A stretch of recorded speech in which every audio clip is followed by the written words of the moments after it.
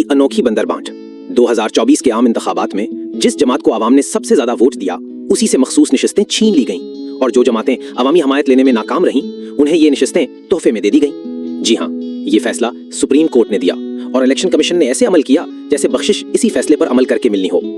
23 मखसूस निशस्तें सिर्फ कौमी असेंबली की नहीं बल्कि पंजाब, खैबर पख्तूनख्वा और सिंध की भी PMLN, PPP, JUIF और MQM में बांट दी गईं। ये पहला मौका था कि एक जमात को दी गई निशस्तें बाद में वापस लेकर इक़्तिदार के भूखे इत्तेहाद को दे दी गईं। पंजाब में PMLN ने 21 ख़वातीन निशस्तें हासिल कीं। खैबर पख्तूनख्वा में JUIF और PPP ने गैर मुतनासिब निशस्तें ले लीं। सिंध में MQM को भी हिस्सा दे दिया गया। ये सिर्फ बंदर बांट नहीं थी, ये जमहूरियत का मजाक था। पहले निशस्तें दी गईं, फिर वापस ले ली गईं। अवामी अक्सरियत वाली जमात को सजा के तौर पर महरूम किया गया और जिन्हें वोट ना मिले उन्हें ऐवान का मालिक बना दिया गया। कौम का तासर, एक ही लफ्ज, मैंडेट चोरी। अदालत तकसीम, फैसले मुतनाज़ा, एतमाद का जनाजा निकल चुका है।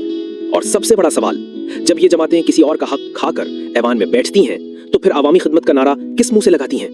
सोचिएगा जरूर।